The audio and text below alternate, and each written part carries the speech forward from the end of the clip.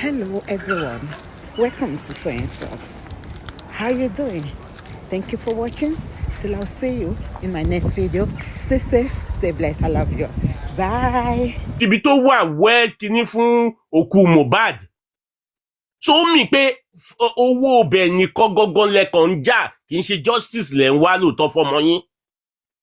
Baba let everybody down. Ó èmi in particular ojú tiẹ̀ ẹ mọ̀ kí nǹkan tó ó tìyàn lójú gan ni. So Olori Ebi tẹ́lẹ̀ náà bá wò ń sìn ẹ rí wípé gbogbo effort yín sìn wọ́n kàn gbogbo all effort tẹ́ make fún yín láti máa gbójú yín jáde láti máa ṣe wo nǹkan tẹ́ ń ṣe yìí kò easy now ẹ wá wo result ẹ wo àwọn tí ò yẹ kó máa ṣe kíní sí yín lára tó ń ṣe kíní sí yín lára ṣe rí pé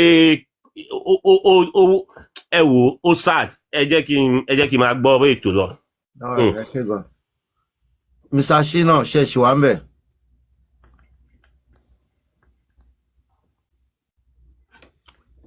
Great is silent, ṣe wà.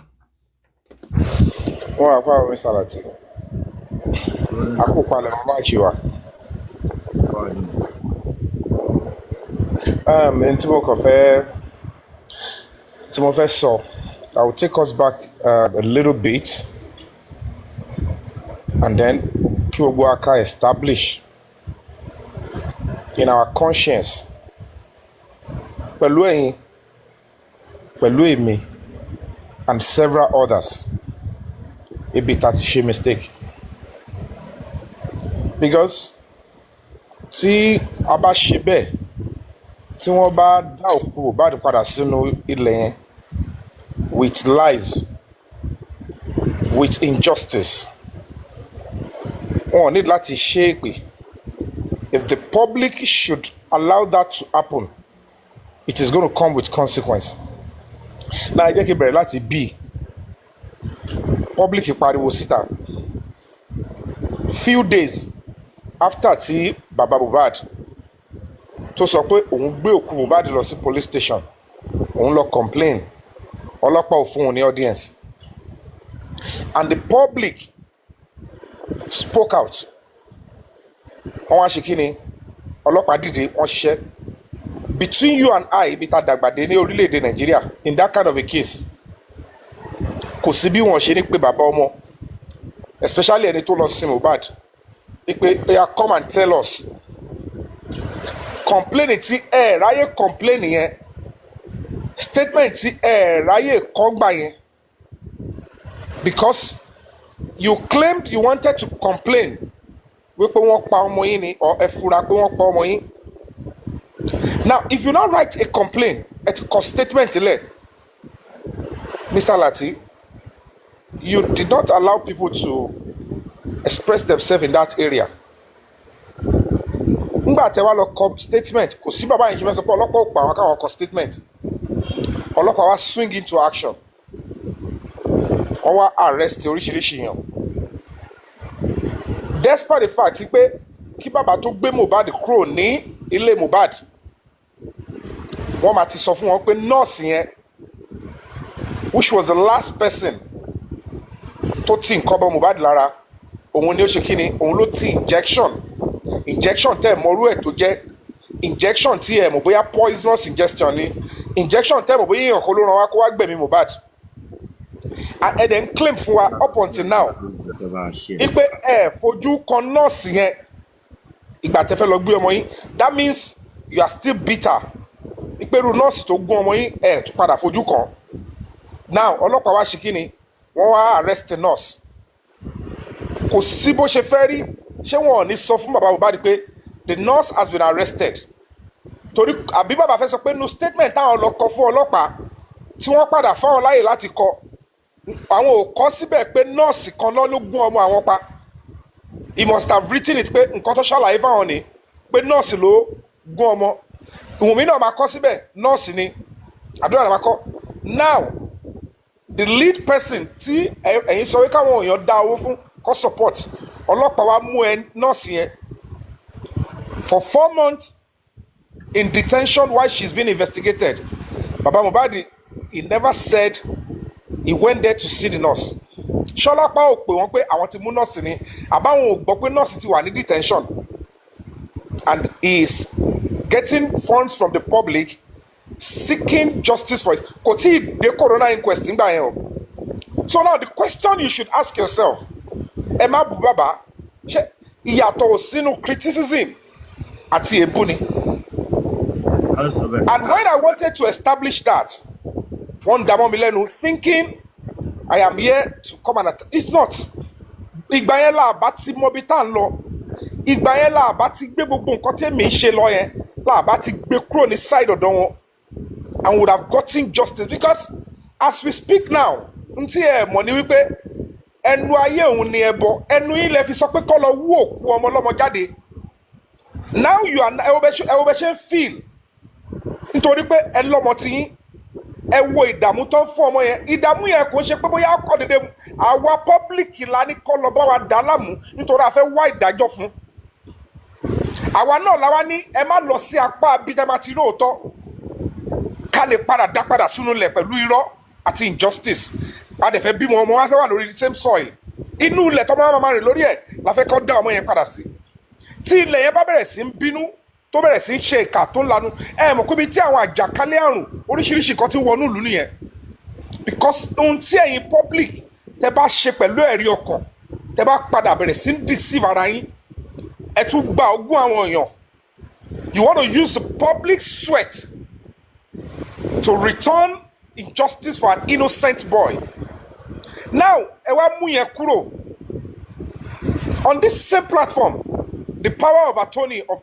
Baba Mohbad came here to play so many stuff. At the end of the day, I want to let the booking yẹn ṣe. Ṣé rò pé information tó gbà tó involve OG yẹn kí ló fún yín assurance pé they have not even gone after the life of the OG because èmi ò rí reason tẹni tó máa náà ń lead the onslaught láti get justice fún Mohbad. Irú bí lady ṣe ń claim òun lòun bá Baba Mohbad sọ̀rọ̀ tó lè pe Baba Mohbad jáde lóru ó lè pe Baba Mohbad jáde lóru kẹ́ máa sọ̀rọ̀ lórí this boy tá a sọ̀rọ̀ Zomoli that means information tó wà lọ́wọ́ OG yẹn they were actually working to take the boy out wọn ò ní interest àti lò the only time they wanted to use it just the way they were using the information tí mo fún wọn pa neighbor àti neighbor ẹgbẹ́ oní CCTV àti neighbor obìnrin tó ń jẹ́ kó yé mi pé Mr. Yomi I am one of your fans ẹni tó kọ́ ilé flat Mohbad ló kọ́ flat òun ẹnìkan náà ló install CCTV yẹn sínú bẹ̀ ẹnìkan náà ló ń bá wọn ṣe tí CCTV fi ń wọ fóònù àwọn ẹni yẹn ló wà in charge of the central CCTV tẹ́bá again link yìí mẹ́ni yẹn á sọ bẹ́ẹ̀ ṣe máa wọnú CCTV inú ilé Mohbad because central gbogbo inú ilé everybody òun ló mọ bó ṣe ṣètò ẹ̀.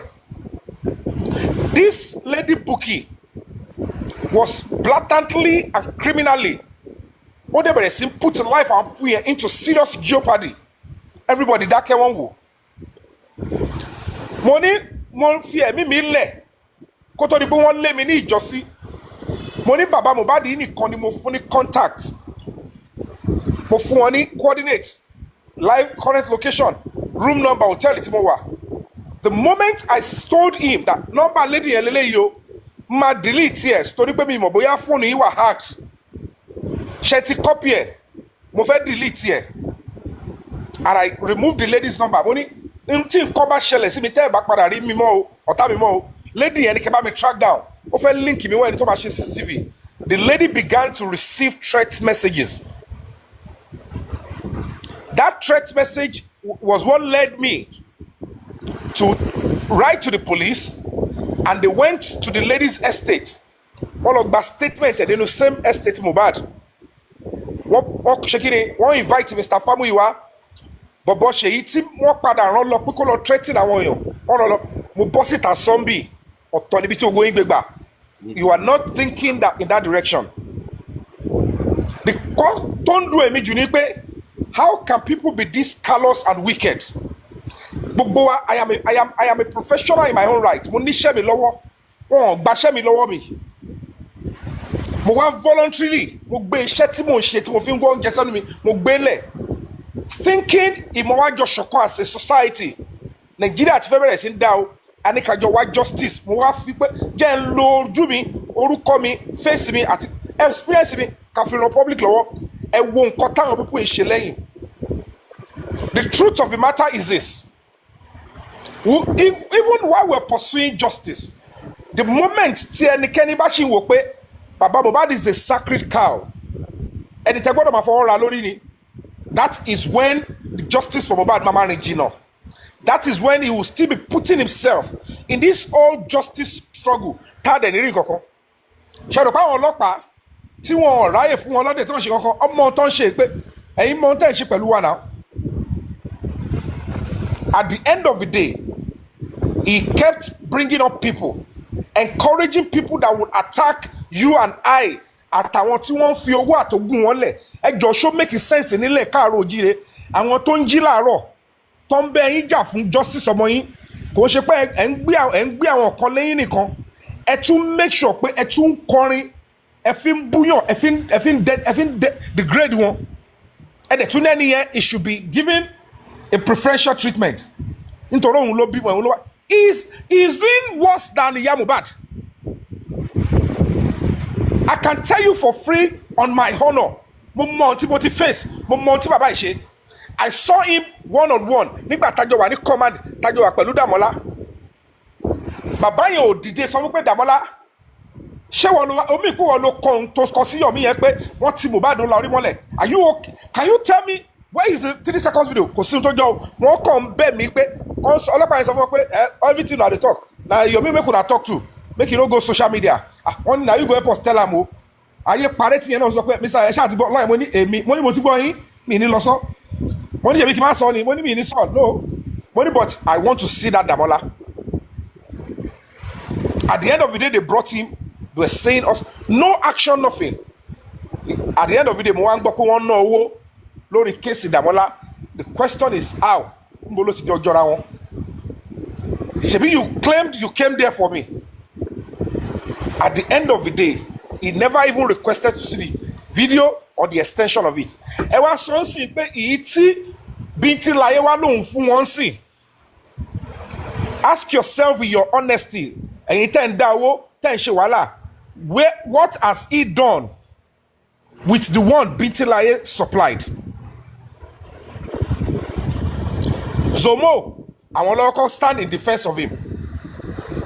And it is the same Zomo tó wà ní picture òun ló ti Wùnmí jáde tó bẹ̀rẹ̀ sí grant interview because wọn ò mọ alpha nǹkan tí àdúrà ti mú sílẹ̀. As at that time they don't know because èmi nìkan ni mo mọ̀ ní ìgbà yẹn èmi nìkan náà ni mo wá bẹ̀rẹ̀ sí ṣe description Zomo yẹn mi ìfẹ́ mọ̀ dárúkọ ẹ̀ nígbà tó ti di pé description tí mo múlẹ̀ ó heavy Wùnmí yẹn wọ́n báyìí pé ó dàbí pé àdúrà ti sọ gbọ́ ẹ̀ tán ẹsẹ̀kẹsẹ̀ ni lọ́ọ̀yà ẹ̀ wá sọ́dọ̀ àwọn ọlọ́pàá mi ìbọ́ta sọ ni ó ní Wùnmí kò bá dúrà ṣe mọ́ ó yọ lọ́ọ̀yà ẹ̀ kúrò. ṣó ti yẹn kan mọ̀ sọ for us to get clarity gbogbo nǹkan tó bá ń gbé gidi náà homicide case lẹ gbọ́dọ̀ make sure pé ẹ constructively criticize or investigate. If you leave some stones unturned ẹ fẹ́ ṣòótọ́ ni o. You are a leader in this struggle but tẹ́ bá ṣì ń dúró lórí pé ẹ má bàbá ń bí I agree with you 100%. ẹ má bùyàn ikọ̀ ṣe bàbá nìkan ni kọ́ má bù. This platform is not for abuse but your platform should be able to constructively criticize pàápàá bẹ ṣe sọ láti bẹ̀rẹ̀ with evidence. Kí n tó lè bó easy fún mi ni tó bá jẹ́ pé ọmọ òtẹ̀ ni mí màá wá ní mo lọ civil suit mo institute criminal suit against the Famuyiwa mo tún lọ sí court on civil matter against him. Kí ni wọ́n padà ṣe ìjọ́ tí mo sọ fún bàbá Mohbad pé warrant of arrest is on Famuyiwa àti bọ̀bọ̀ yẹn tí wọ́n rán lọ sí estate Mohbad. Ìjọ́ kejì ni lady yẹn síjọ́ kẹta ni gẹ́ẹ̀ yẹn bọ́ síta gẹ́ẹ̀ tí mo gbé ọlọ́pàá lọ sínú ilé ẹ̀tọ́ lọ gba statement yẹn ta ṣe gbogbo other investigation ni gẹ́ẹ̀ yẹn bẹ̀rẹ̀ sí ń bọ́ta tó sọ di jáwé jura gẹ́ẹ̀ yẹn bẹ̀rẹ̀ sí ń sẹ́ni o ó tí o nǹkan kan ṣòwò o òun ò ní the police kìíní kankan o a lady that gave her own personal statement to the police. She spoke with my lawyer. Tí wọ́n fi lọ bẹ̀rẹ̀ case fún. Gbogbo evidence ta fẹ́ gba àgbà lọ́wọ́ ẹ̀. Number bọ̀bọ̀ yẹn everything. Ó dẹ̀ bẹ̀rẹ̀ sí gbogbo yín dẹ̀ dákẹ́. And then she want justice pẹ̀lú àwọn yẹn. And I keep saying it is still the same Baba Mohbad circle. That this whole stuff is happening. Gbogbo yín dẹ̀ ṣì sọ pé ẹ má sọ̀rọ̀ lọ́bẹ̀ yẹn. Now look at what is happening. Mohbad is going to get justice. We are so close now. Kí Ọlọ́run bá kó fún wa ṣe kọlẹ̀. But the bitter truth is, what here? Kó lu ẹ̀ máa share updates on social media with people because as it is now, báwọn kan ṣe sọ gbogbo yéèyàn mọ̀. But it is quite annoying with what the lady Bukky had done. Gbogbo ọ̀rọ̀ tó ṣe tó wá fẹ́ máa distance ara ẹ̀ sìn. Ó rò bí tóun bá bọ́ta castigate Fámúyìwá tóun tún yọyàn kan lẹ̀ á make it look ẹ̀rí ọkàn ní kí gbogbo yín kẹgbẹ́ra yín lọ lé ẹjọ́ ẹ̀. Take yourself to the court of conscience. What you have done, can you guarantee that it is not coming back in form of natural justice to you and your children? Irú lady yìí sì ṣòro pé nǹkan òṣì ní mò ń ní. Ilẹ̀ ṣì máa mú gbogbo wọn máa bèrè lọ́wọ́ bú wọn. It is not social media cruise. Justice is about a country. Òun ni ẹ̀mí ìlú tí injustice bá ti pọ̀ jù ìlú yẹn ò lè gbòòrò àwọn ọmọ bẹ́ẹ̀ ò lè wà okay. Wọ́n kàn máa ṣerú ayé ni. All right. It's quite sad. It's quite sad.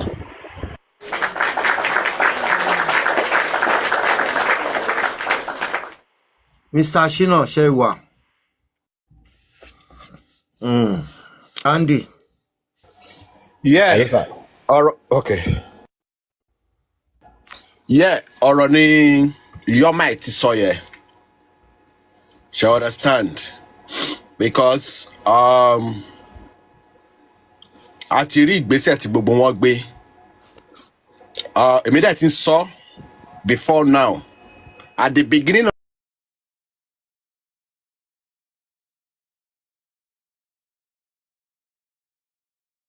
of this justice, Iya Mohbad, she let the whole world knows where she belongs to. But you see, Joseph Aloba, who happens to be Baba Mohbad, is the one that deceived the whole world. He said he's seeking for justice. Yeah, truly, he's seeking for justice. But later, we got to realize that he's seeking for selective justice. Not the justice myself, yourself, and the rest is seeking for. And you see, I can tell you for free right now, the name Zomoli, before Yomi Fabiyi heard the name that Somoli, Joseph Aloba, who happens to be Baba Mohbad, heard that name before every one of us. And the question is this: why did he keep the secret of that name? Somoli. Because Somoli, who indicted Somoli, is Adura now. Adura no indict here. Because this what I'm saying, if you bring Arifa to this platform, Arifa will concur to what I'm saying. That the name Somoli, Adura indict here. In fact, Binti Tigbotipe, Arifa Tigbotipe. And at this junction, Sherry, tí wọ́n bá sọ pé kí wọ́n lọ sin Mohbad lọ́wọ́ ẹ̀, alimi àbí wọn o, ilẹ̀ àbí wọn. And we shouldn't forget, Mohbad, Elogogu, was the first person to be exhumed. Mohbad was the first person. Ẹjọ́, mo fẹ́ receive call, can you continue? Ẹjọ́ jẹ́ sáré sọ final kini yìí contribution yìí ẹjọ́. Ṣé mo lè go ahead? Go on. Sherry, mo máa take you away from the actual topic. Ẹ rí wípé wọ́n ń lo nǹkan kan láti discredit Mr. Yomi Fabiyi. Kí ni dẹ kọ́tọ́ dẹ̀ ń lò? Wọ́n ń lo kéèsì Bàbá Ìjẹ̀ṣà. Gbogbo èèyàn tó bá jẹ́ olólùfẹ́ Bàbá Ìjẹ̀ṣà lẹ́yìn àti gbogbo family ẹ̀ àti gbogbo àwọn tó wá Justice for Mohbad. Tí ìbá ṣe Mr. Yomi ẹ̀wọ̀n tó máa fi wọn ẹ̀wọ̀n fún bàbá Ìjẹ̀ṣà ìbágùn ju ọ̀pá àbọ̀n lọ. Mr. Yomi ló ṣe iṣẹ́ débẹ̀ tó fi reduce tó fi remove àwọn charges kọ̀ọ̀kan tó pọ̀ against bàbá Ìjẹ̀ṣà. Mr. Yomi yìí òun ló ṣiṣẹ́ takuntakun. Bàbá Ìjẹ̀ṣà ò bá gba ẹ̀wọ̀n tó jù bẹ́ẹ̀ yẹn lọ, ṣùgbọ́n ibi tó ṣiṣẹ́ dé òun ni ó fi tó rárá nǹkan tó ń lò láti discredit èmi gangan níwájú ọlọ́run àti ọ̀kọ́ náà dára ẹ̀ṣẹ̀ dì mí. Mo máa ń pa ṣé Mr. Yomi yìí ṣé ó ń tàn wá lóòótọ́ ni, but now àṣírí wa olóòótọ́ ti fojú hàn sìn. Òun tí rọ́bà lọ lógún ọdún ìjọ kan lóòótọ́ máa bá ẹ máa bẹ́ torí ẹ lè fún ẹlòmíì ní space mi ẹ ṣe.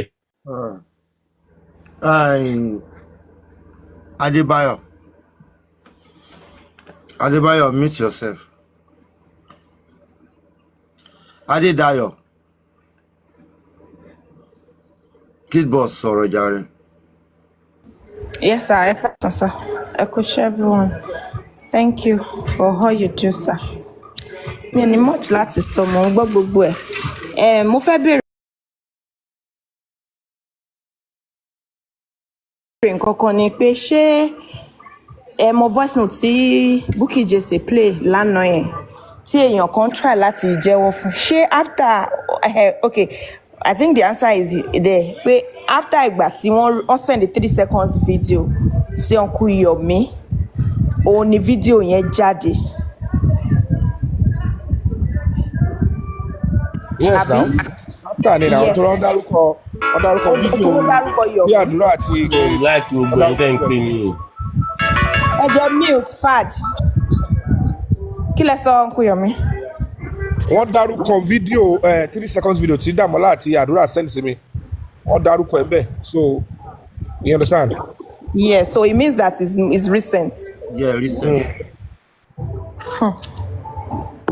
It is well. I don't know. I don't want to talk now. Somebody else can talk. I'll be listening. Ganu sí. Tó fẹ́ sọ̀rọ̀. Alọ́bàlà, ta ló fẹ́ sọ̀rọ̀ kí n tó move on. Mọ̀mí bírí. The hot gist. Okay. Bírí ni o.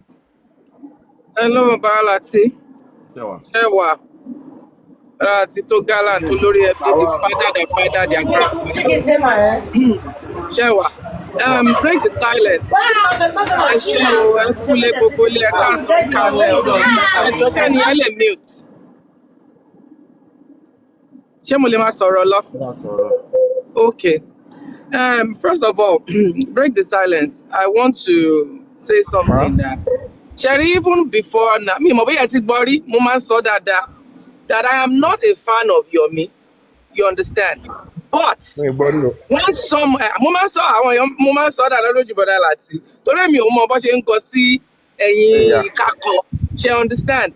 But tí yàn bá gbé nǹkan dání tí mo dẹ̀ rí pé nǹkan tó gbé dání yìí ó jọjú, ó important. Mi ò fẹ́ mọ̀ pé bóyá mo feelings me about that person. She understand? I will stand for it. Sherry gbogbo nǹkan tẹ́ ń sọ yìí, when all these things were happening, àwa kan mọ̀, but because we're not sure, she understand? Àwa náà ń try láti fi mú fínlẹ̀ to do our own investigations. But you know, when it now dawned on some of us, and let me speak for myself, when it dawned on me, that was when I said, man, I give it to this guy. Even though I'm not his fan, but I want to be done authentic in me. That was why I was so upset when they came out and started discrediting that video. I was so angry, first of all, when Muyiwa did all his shenanigans with the support of Bukky and Baba Mohbad. Don't pick power or CCTV, don't pick power. I always tell people, I'm not a fan of Yomi, but I believe in what Yomi is carrying. You understand? So, and I want to believe pé gbogbo wa náà àwọn èèyàn náà wà divided ní gbogbo time yẹn pé kí la fẹ́ ṣe kí la. People were confused because people were also emotional pé Baba Mohbad òun lọmọ ẹkún. But over time, people started seeing who this man really is. And that's one thing tó máa ń ṣe wá ẹ mọ̀ as especially our Nigerians àtobìnrin a máa ń kọ́kọ́ gbé emotions ẹ mọ̀ bó bá ṣe rí lára wa bí a mọ̀ la máa ń kọ́kọ́ fi ń ṣe kan over time la wá realize that these people are bunch of idiots olè ọ̀fọ̀n ni wọ́n. All these ones that Bukky is now coming out to talk everybody àwọn èèyàn tí wá mọ̀ sí Bukky ò tí mọ̀ kò tí mọ wàhálà tó ń kóra òun sí àtẹnujẹ tó fẹ́ pa yẹn at the end of the day she will pay dearly for it àtàwọn tó ń gbé síta gbogbo àwọn ajá àwọn tó ń gbó káàkiri everybody now know kò síbì kan pé bóyá kíyàn kan wá ní ẹ dáwọ́ síbì kan mọ́ no eléyìí kan dá ẹ ṣì máa padà ṣe accountability tẹ̀ fẹ́ ṣe yẹn because everything is out there. It is there. People have not seen it, but let me tell you, it is there. Àwọn tó wá ń bẹ̀ tán ni kò má sọ̀rọ̀ Bukky, wàá sì padà sọ tinú ẹ̀, mo sì ń sọ sẹ̀. Just dey bring am out small small. Àtẹni tó relinquish tó retire, tó ní kó máa lọ Gurexi tó rẹ̀ ti parí iṣẹ́ ti san ó ti parí chapter tiẹ̀. Òun ni gbogbo eléyìí tó ń ṣe tó wá tí wá fẹ́ gbé sórí ẹlòmíì. Kí Mama Rich Grace go continue. In fact, gbogbo àdúrà tẹ máa ń jí tẹ máa ń gbà lóru tẹ jí láàárọ̀ tẹ gbàdúrà. Ọlọ́run ti ń yí padà sí èpè fún gbogbo yín. Because you betrayed not just Mohbad, you betrayed the public. You betrayed the youth of Ikorodu. You betrayed the youth of Lagos State. You betrayed the youth of Nigeria. You betrayed the youth of the world. Àwọn ọmọ wa lẹ betray. Àwọn ọjọ́ ọ̀la wa ẹ betray wọn. Gbogbo yín lẹ dẹ̀ máa san ẹ̀jẹ̀ ṣá ni no matter how much you try. Kò sí gbogbo bully, kò sí gbogbo picture tẹ fẹ́ gbé jáde, kò sọ̀rọ̀ tẹ fẹ́ sọ. Posterity will judge you and it will judge you so harshly. Ó máa harsh gan. Tó jẹ́ pé ẹ̀yin gan ẹ sọ pé ẹ béèrè irú ẹ̀. Because you have done nǹkan tí ò jẹ́ kí ọmọ èèyàn kó ṣe sí ọmọ èèyàn ẹgbẹ́. Ẹ wo ibi tán ní Mohbad wà. Wọ́n fi paper bag lọ fi wrap ọmọ ọlọ́mọ ọmọ ológo. Ọmọ tí ò níyàn gan tí wọn ò mọ ẹni tó bí gan wọn ò gbúdọ̀ ṣe bẹ́ẹ̀ yẹn. À ń bèlè tà sí. Ẹ̀yin tó jẹ́ pé wọ́n dáwó fún ẹ lè gbé Mohbad sí private mortuary. Tán bá fẹ́ sin bọ́ yẹn kò sówó ní Access Bank tẹ́ fẹ́ fi sin o. Ẹ ti jẹ́ tán.